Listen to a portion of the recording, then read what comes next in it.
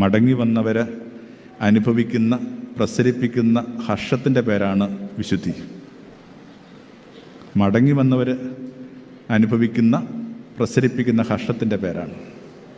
എല്ലായിടത്തും ഹാപ്പിയാണ്. ഇതൊരു ചെറുപ്പക്കാരുടെ ഒത്തുചേരലാണ്. എങ്ങനെ ഇതിനകത്ത് നിന്ന് ആനന്ദം ഉണ്ടാകുന്നത്? ഇന്ന് രാത്രിയിൽ നിങ്ങളൊരു ക്യാമ്പ് ഫയർ ചെയ്യുമ്പോഴോ, പുതിയൊരു പാട്ടിനനുസരിച്ചിട്ട് നൃത്തം ചവിട്ടുമ്പോഴോ, അതൊക്കെ പുറത്ത് നിങ്ങൾ തൂക്കിയ ഈ തോരണത്തോളം പോലും ആയുസ്സുള്ള കാര്യമല്ല. നാളെ പുലരിയെല്ലാം പതുക്കെ പതുക്കെ ഇങ്ങനെ ചുരുങ്ങിപ്പോകും. പക്ഷെ ഒരു കാര്യത്തിനകത്തുനിന്ന് ഒരാനന്ദം പ്രസരിക്കണം ഇത്തരം യോഗങ്ങളിൽ. എന്താണത്? ഇങ്ങനെ നിഷ്കളങ്കതയുടെ ആനന്ദം. പല തലങ്ങളിൽ നിന്ന് അകന്നുപോയ മനുഷ്യരുടെ തിരിച്ചുവരവിൻ്റെ ആനന്ദം.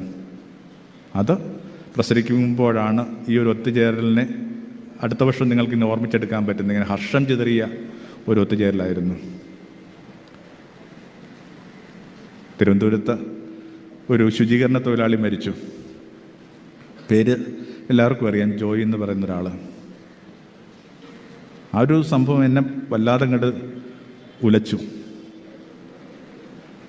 വ്യക്തിപരമായിട്ട് എനിക്കൊരു പരിചയമില്ല ജോയിയെ. പക്ഷേ നമ്മുടെ ഒരു മനസ്സിൻ്റെയൊക്കെ ഒരു ചില ബുദ്ധിമുട്ടുകൾ കൊണ്ടോ രോഗാതുരത കൊണ്ടോ ചില കാര്യങ്ങൾ ഞാൻ ഭയങ്കരമായിട്ട് ഇങ്ങനെ ഉള്ളി വന്ന് വീഴും. അപ്പം എനിക്ക് വല്ലാത്ത പ്രായശ്ചിത്തം അതിനെക്കുറിച്ച് പറയണമെന്ന് തോന്നി. എന്താണത്? എങ്ങനെ ഈ മനുഷ്യൻ മരിച്ചത്?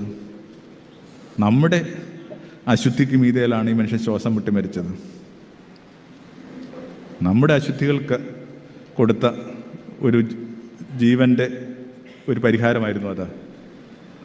ഞാനതിങ്ങനെ ചെക്ക് ചെയ്തപ്പോൾ ഇന്ത്യ മുഴുവനായിട്ട് എല്ലാ വർഷവും 80-70 ശുചീകരണ തൊഴിലാളികൾ ഇങ്ങനെ മാലിന്യങ്ങളിൽപ്പെട്ട് മരിക്കുന്നുണ്ട്.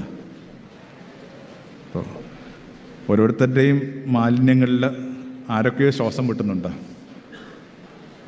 എവിടെയും സംഭവിച്ചുകൊണ്ടിരിക്കുന്നതാണ്. അതുകൊണ്ട് ഇങ്ങനെ കുറേ കൂടി നിഷ്കളങ്കരായ ഒരു തലമുറ രൂപപ്പെടുത്താനായിട്ട് ഈ ഒരു സമൂഹത്തിന് പറ്റുമെന്ന് തന്നെയാണ് ഞാൻ വിചാരിക്കുന്നത്. നിഷ്കളങ്കതയുടെ ആനന്ദം പിടുത്തം കിട്ടുന്നവർ.